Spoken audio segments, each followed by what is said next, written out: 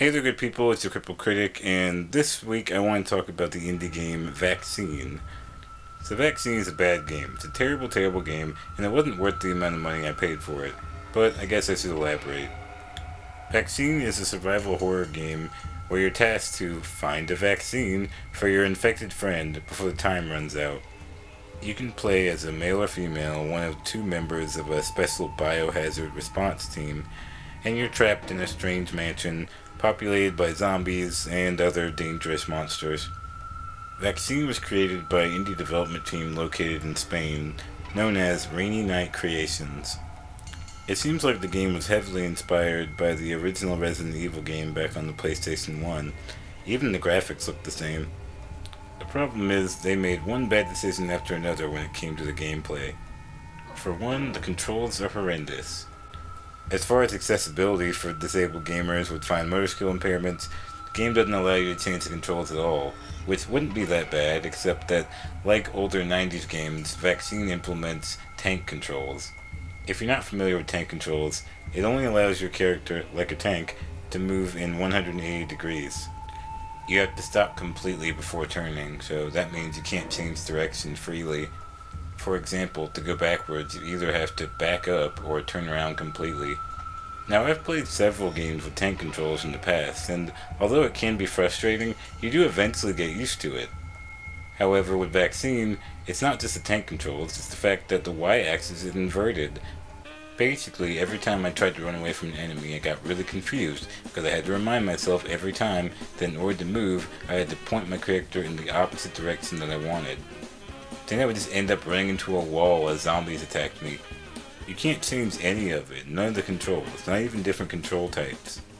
I mean, just look at Capcom. Yeah, they don't have the best track record for their games, but even they were smart enough to realize that when they re-released the first Resident Evil game, they knew that not everybody wanted to play with tank controls, so they let you play with both tank controls, or if you wanted, you could do the new, more modern controls. Or just give you the option to change it however you want. I don't think this studio did their research. And there's so many enemies. Yeah, you'll be lucky if the second room you go into doesn't have at least 2 zombies or one other kind of monster. The game doesn't really allow you to plan for any of these encounters because, oh yeah, did I mention there are randomly generated environments? Yep. So every time you die, there'll be a new set of locations for you to go through. That's not just for the rooms. Randomly generated weapons, and enemies, and healing items every time. Oh, the amount of health that you get from healing items is also random, which seems insane. Like, there are items called small med kits that can give you just 1 HP. Yeah, 1 HP, or it can give you 10 HP, it just depends. I mean, how small did they mean? Even worse is at the beginning of each playthrough, you're only given a knife to fight with. A knife! And it sucks. It's a terrible weapon. It takes about 5 or 6 hits to kill just one zombie, and because you have to get so close to each enemy, they usually bite you at least 4 or 5 times themselves, and you don't have much health. Usually when games do this, they're encouraging you to run away from each enemy, but the running mechanic in this game is so clunky that you're almost always going to have to fight each enemy. Yes, there are actual guns you can find in the game, but you have to rely entirely on luck to find them. In fact, you're better off just dying on purpose until you randomly get a room that has a gun at the beginning, because it's going to be almost impossible to do it without a gun. They try to help you with this by giving you a really boring leveling up system. Yay! You can gain experience by killing enemies or doing mundane things like opening doors. Yeah, I don't get it. It does let you improve your strength, stamina, and speed, which seems to be essential in this disaster of a game. I didn't bother to learn how to work this leveling up system because it's ridiculous. Why is there a leveling up system in this game? The game is already hard enough, you want to have another tedious task to do?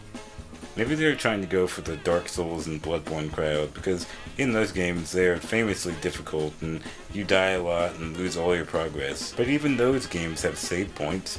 That sort of gameplay is never fun to me.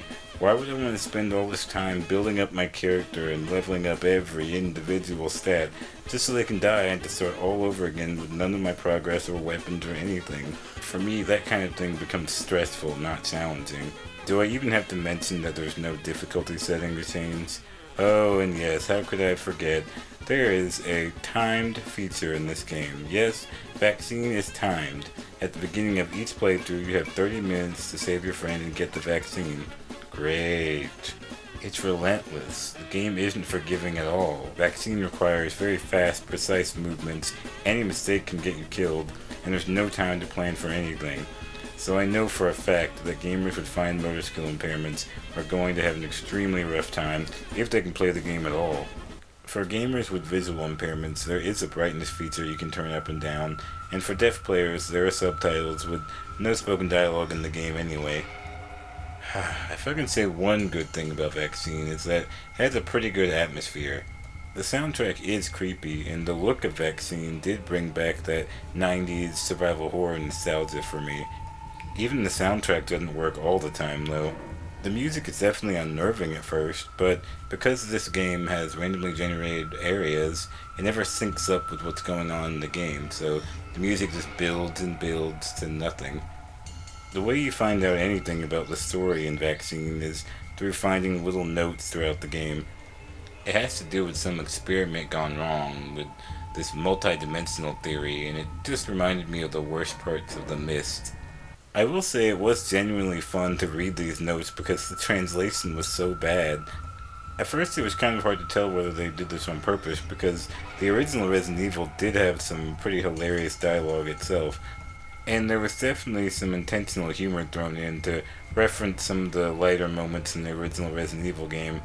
So I will cut the dev team some slack, at least for the dialogue in the game, because I did find out that they were from a non-English speaking country.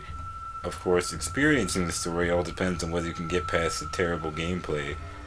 It sucks, because you can tell the team really enjoyed the first Resident Evil game and was trying to capture that same feel. Heck, that's why I was drawn to Vaccine to begin with. It looked like a classic Resident Evil game, and I wanted to play something similar to it. It's just the gameplay was crap. It's hard to recommend this game to anyone. Alright guys, thanks for watching. Hopefully next week I'll have a better game to review, and still working on Persona 5. That game is really long. Anyway, in the comments below, tell me what you think. Have you ever heard of this game? If you play games like it. Alright, well, like always, see you later.